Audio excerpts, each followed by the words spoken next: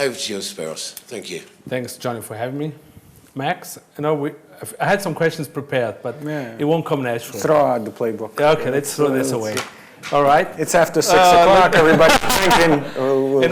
The questions I always hear, and is, for instance, like, do we face now another industrial revolution that basically will create more jobs than are lost? And I have an answer to that, but I would like to hear from a specialist.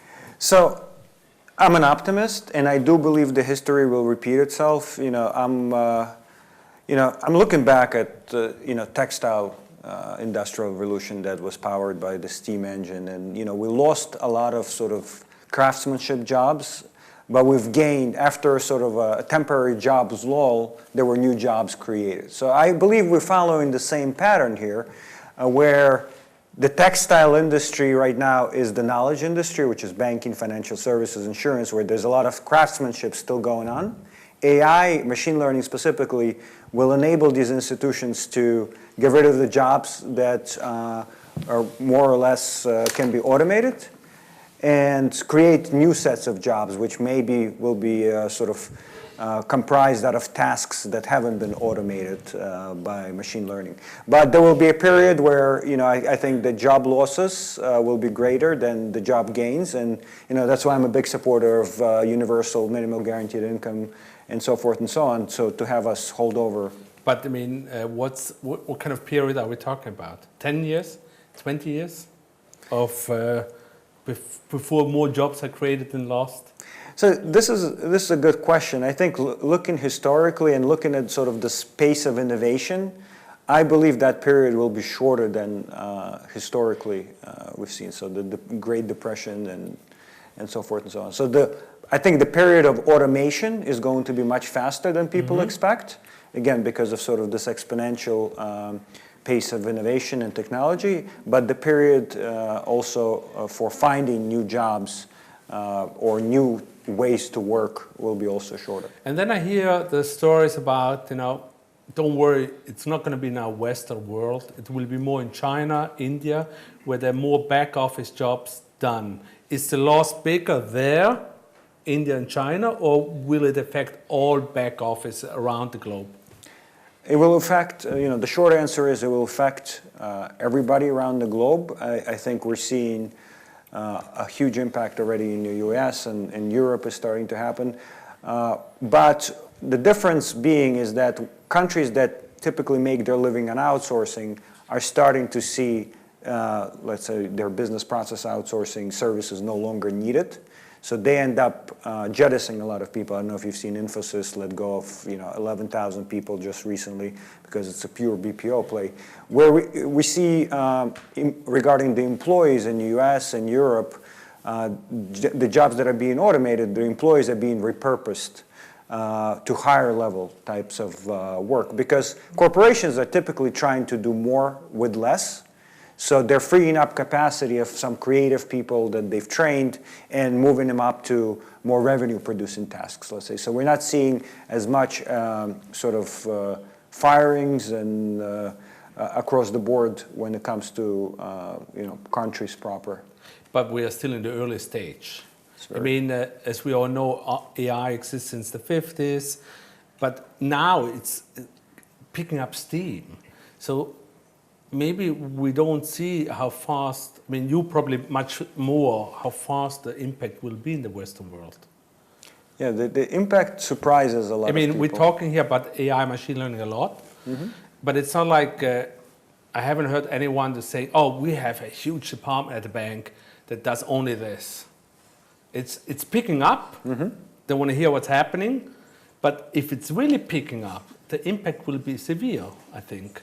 Yeah, I think you've seen this built right now, and it goes under different labels. I think, there are groups that are called robotic process automation centers of excellence and so forth, and that falls under, that impact of AI falls under those groups. I think companies underestimate how fast, when you, apply the technology, the jobs can be replaced. And I think the only sort of bottleneck right now is really organizational and structural in nature, right? What do you see as, probably heard it a little bit today, challenges? I mean, and how do we conquer those challenges? I mean, we have the corporate challenges. I mean, people might not tell you that they're afraid of AI, but they might be, because for many reasons. But we also see the other challenge we have to understand, maybe that the customers that we want to serve with AI machine learning are not very keen that you use this kind of tools to serve them. Yeah, yeah. Due to privacy, whatever. Yeah, How do we conquer those fears and corporate and customer? I think notoriously the only sort of friction with adopting new technologies has been the human nature, right? We sort of have this throttling mechanism built in, and all of the things you mentioned are really sort of things that are slowing down the adoption. It's not the technology. The technology capability is there. If we were implementing, we would have automated 70% of the jobs already, 2 years ago. So it's really, at the corporate level, it's really change management. What do we do with people? How do we retrain? Education is another aspect. Well, how does education change if people now start having multiple careers within their lifetime? Because they've been trained for one thing, that job is no longer existing, so what do we do to re-educate these people? And just organizing around, sort of bringing in robots and digital labor force. How do you treat them? Do you treat them like regular employees? Do they have IDs? So things like security. Tax them? Yeah, of course. There's taxing, and some suggest that we should fund minimal guaranteed income out of robotax, which is because corporate profits are going to grow, but perhaps the amount of employees that they have will shrink, so there'll be that disparity.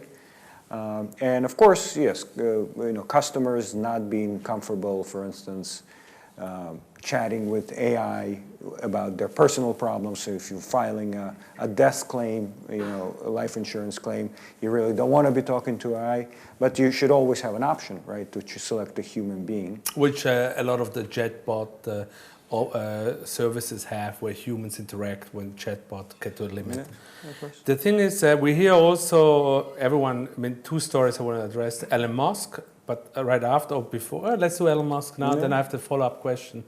Where do you stand? Are you standing on Elon Musk's side, where you say, hey, we have to stop AI? I mean, we don't have to stop it, but to slow it, control it. Or are you on the other side, where you say, okay, AI is good, we will be able to manage it, and it will be good for humankind?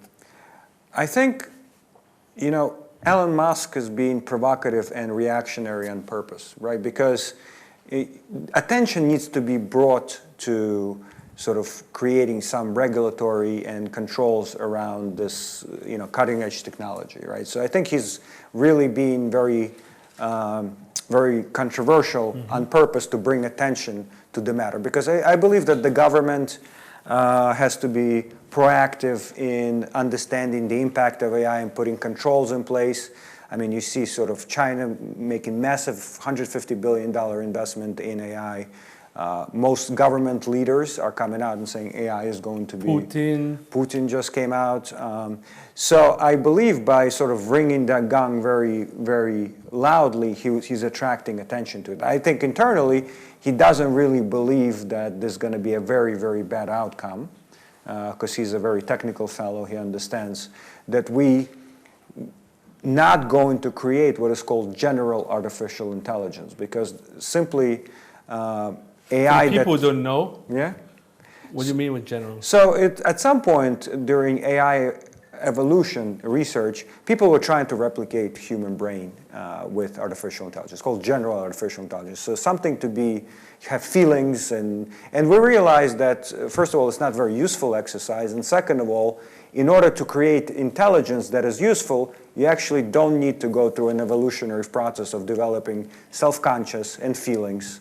So, the development goes where the funding is going. And the funding is going into developing something that's called narrow artificial intelligence, essentially very specialized robots that can learn a skill without becoming self-aware or having feelings, because those things are completely not necessary. They're an evolutionary byproduct of us evolving over billions of years. We know that through Star Trek. Yeah, Spock. there you go. Exactly. And so I think that's where the market is headed, right? Just AI becoming a useful tool versus, and that tool might get very, very smart very, very quick, and we need to be able to control it, but it's not, I don't believe it'll develop, things like self-consciousness, feelings. But take if over. you look at the Facebook case a few months ago, 2 months ago, where, a controlled environment where all of a sudden they develop their own language. Yeah, that's, what stops eventually that they develop their own language and they think we're inferior? I'm just provocative, but, Well, it's good. I say stop it, they say you're an idiot. Well, look, it's if you understand the technical aspects of this is very similar to compression, right? The AI was using shortcuts for communication, just like if you think about Facebook case. Yeah, Facebook case. How files are transferred over the internet, there are some bits that are removed. It's called compression. So I think there's a lot of hype that goes on, and I think Elon Musk is capitalizing on it. But I think, just to answer your earlier question, I'm very optimistic about sort of the future of AI as a next tool for the next industrial revolution that's going to get us to the next level. At the same time, I agree with him that attention needs to be called to sort of bring in necessary controls and other regulations to essentially be able to sort of make sure it doesn't run away from us. We live here in Europe, most of us. We left out in this AI race because I see China 150 billion. I don't know exactly what India does, but I guess they're not sleeping either. The Russians have it on their big agenda. The Americans, there's enough funding, although we have Trump, but there's enough funding. But where is Europe left? And who will be the leader? Or is it too early to say who? Because they put a lot of money, a lot of brains.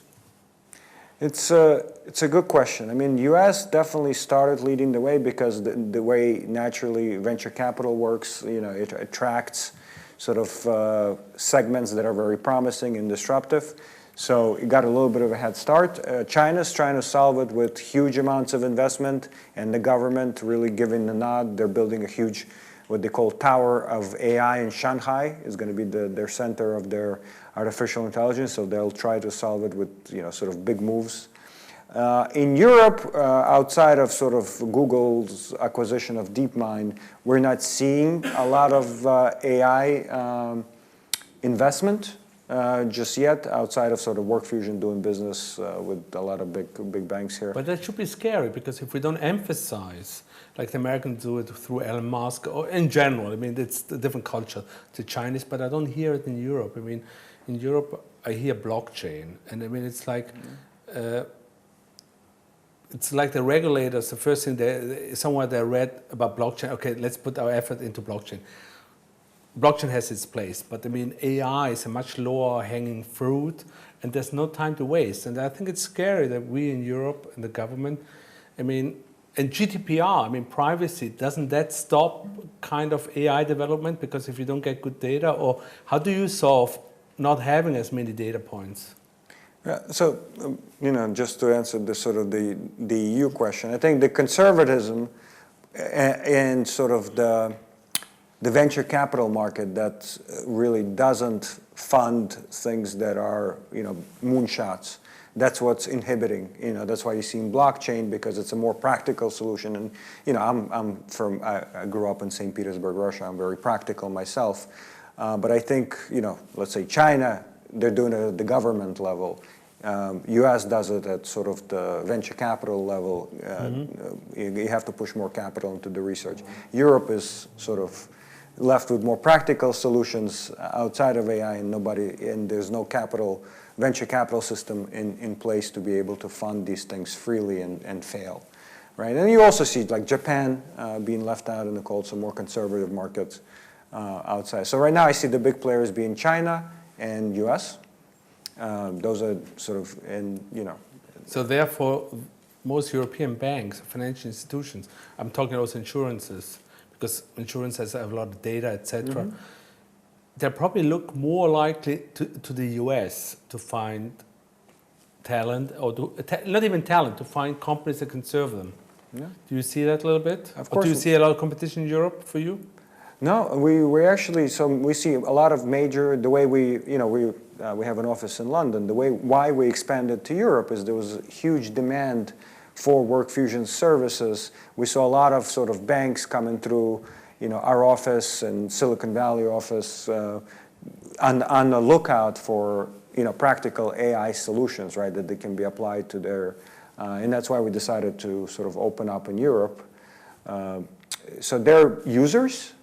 They're just not sort of innovating, not leading charge in AI thinking right now. If you sit back and close your eyes, where do you see WorkFusion? I mean, there's things you're doing now, but as a CEO and a visionary, what are you dreaming of to achieve? I mean, we're not talking market share, just. Yeah. So, there's two schools of thought in AI, how to sort of climb up the intelligence layer, right? So, ambition of every sort of company that's in the AI space is to get smarter and smarter, just like any human being, right? So you're going to continue. We see ourselves as a forcing function for human intellect to continue to sort of being pushed up higher and higher. So there are two schools of thought. One is top-down. If you think about companies like IBM Watson and some of the other ones, Palantir, they try to go for using AI on sort of the top tier of professionals, like doctors, lawyers, people who are very high-end decision makers. My belief and our sort of underpinnings for our technology platform is, I always say, WorkFusion works its way up from the mailroom to the CEO. The reason being is that the more sort of jobs that we do in apprenticeship style and the more we learn across different organizations, the smarter and smarter we get. There's a lot of cross-learnings, and there's sort of a lot of skill sets that you gain by being able to sort of starting to handle low-end jobs and going up the ladder. So, my vision is to be able to sort of power an enterprise where there is really AI and a bunch of shareholders and, not much else. Is there a question from the audience that through the discussion, anything you would like to ask? Yeah, I've got a quick question. Please. There's a big focus in the UK on productivity, and it's sort of like, the government and monetary policy is quite focused on productivity and output per person. You get a microphone so you can repeat it this way. When we cut it in, we hear your voice. Not loud enough. There's a big focus in the UK at the moment on productivity and output from people per hour. I think it's linked to monetary policy and the tightening of wage inflation and so on. And we're not seeing much growth, especially in the UK, around output per person. Do you think this could be a big driver in that space that helps move output from people higher up the value chain? Absolutely. I mean, what you're doing with this, with the robots, right? You're essentially enabling higher level productivity from knowledge worker, right? And that's what I said about the trend of jobs really not being reduced, within corporates, but people being moved on to sort of more revenue producing tasks. So as robots can take on more and more work, right, and produce higher amounts of work, so the humans become more productive on sort of the high end of the food chain, being that sort of high end fraud cases that they handle, or more times with customer and so forth and so on. So you think you can, another way to think about robots is sort of that Iron Man armor that allows you to perform work of 10, for instance, like one person. When I showed that case study of 600 people doing set-offs and then that team being reduced to 10 people but producing a lot more, they use robots to essentially accomplish much more work. So if not that, what else? I don't think you have any other levers to pull here. Any other questions? Yeah, mentioned at the Just a start. second. I'm sorry. I do hear you, but for recording. You'd mentioned at the start that you have a view on whether there'll be more new jobs created than lost. I have a pessimistic view, actually. So I yeah, even just when I go to the wanted to know what that supermarket, was. when I go to the supermarket, we have this scanner, but I usually go where the lady is because I come from working class, and when I see those ladies, they have children, and if they don't have jobs, you know, they don't find other jobs because even to be a cleaning lady is not a bad thing, but those jobs are also taken. So it's going to be extremely painful for society. And I live in a very modern home, all glass. But when there are a lot of poor people, I live in Switzerland, very privileged. I don't think I would like to live like in a very glass where everybody can see I'm doing all right. So that makes me sad, actually. I mean, I think jobs will be cut, and I think it's good that we, at least for myself, I can only speak for myself, that we should remember that there will be a lot of pain, and there will be pain for people who are already under pain. I mean, we're really privileged people here, most of us, and we can't stop AI. So the best way is to help the development and to try to figure out as well why we try to develop how to deploy AI machine learning. Also think about like this, you call it the minimum guaranteed income. It's in the interest of all of us. Yeah. I think I become almost emotional about these things. But if we look at 100 years back, you know, some of the jobs, most of the jobs that they had 150 years ago don't exist anymore. And I don't think we can say that we honestly missed them. You know, this, you know, horse and buggy and some of the other ones. I think in the end, we end up being better off. No doubt that it's progress, but it's progress at this point without any vision of what's going to replace those jobs. So yeah, I agree with you. I mean, you know what example? There are a few creative people who will find creative ways to, you know, find other ways to reskill and do things that machines can't do. So you could certainly become a creative advertising guy, even though you've been a banker all your life. But at the end of the day, not everyone can do that. Exactly. Yeah, so that's the issue.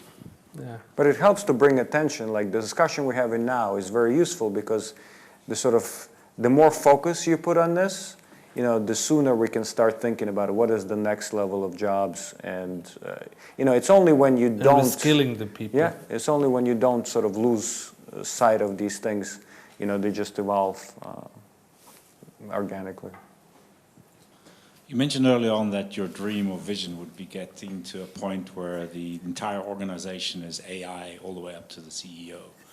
So just talking about that, what would be the next steps in software development, for example? So today, you know, you have a lot of developers, people are expecting also to be more efficient, to be faster. You know, we come up with new methodologies like Agile and etc. But where does AI fit into the space, and where does a point come where AI can actually do software development based on a set of requirements that comes in, you know, from either directly from the clients or business needs, etc. Yeah. So it does it already in a way, right? So machine learning essentially learns rules from people and creates programs, virtual programs that execute these rules based on data. So the vision that I have for sort of the enterprise of the future is there'll be really three layers, if you will. There'll be systems of engagement. So this is where we understand how to engage with customers, which is voice, text, and so forth. Systems of intelligence. These will replace basically all business rules and brains that you have in the organization. Right now, the combination of system of intelligence is really human capital that makes decisions that are more, and then programs, rules that are embedded in different systems, right? So by combining those two, you have what is called systems of intelligence. Going forward, AI, machine learning, tools like WorkFusion should be able to overtake both of these. and essentially encapsulate in itself organizational brain that's going to be much more efficient, right, because it's cross-learning. And then, of course, the third layer is systems of records. That's why every corporate enterprise values its data, because I can't, even though I might have the technology to start another Barclays bank tomorrow, but the amount of data that Barclays has on their customers is what gives it the competitive advantage. So I think the databases, the data itself, as a competitive advantage, as a sort of the source for machine learning and AI to get smarter, will stay. So again, you already have cases where machines are writing their own programs, if you will, right? Because the neural networks that are created without programs are being created. And then, of course, they'll learn to extract these rules as well from systems that contain business rules. So you consider machine learning AI? It's a subset of AI. So artificial intelligence is a large field. If you look at how it's taught in schools, you have artificial intelligence, which is the overarching discipline. Under there, you have sort of sub-disciplines like natural language processing, machine learning, supervised and unsupervised, in other areas. So machine learning, let's say supervised machine learning specifically, trained by example, is a discipline of wider artificial intelligence, which falls under computer science in general. So people sometimes confuse what they say by AI as a general artificial intelligence, as a super brain cognitive, but I go by, I'm a sort of applied scientist by trade, so I go by, computer science definition and, school definition. But it sounds like we're still quite far away from a point where a machine, you can actually give it a set of requirements like today, a brand new application from scratch, and it'll figure out, because it's not rules-based then. It's an iterative approach that has to try and figure it out with the business at the same time.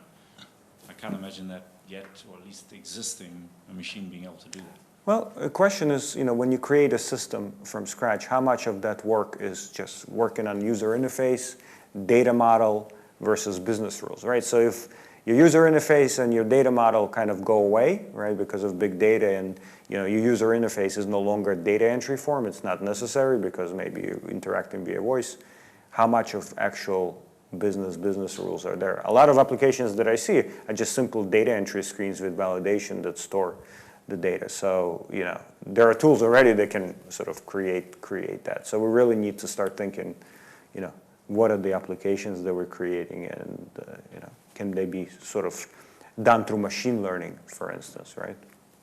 Well, once they get the voice recognition to work properly, then we're really heading that way. Yeah, it still doesn't work. It's a challenge. It's getting better, I have to admit. So, one more question?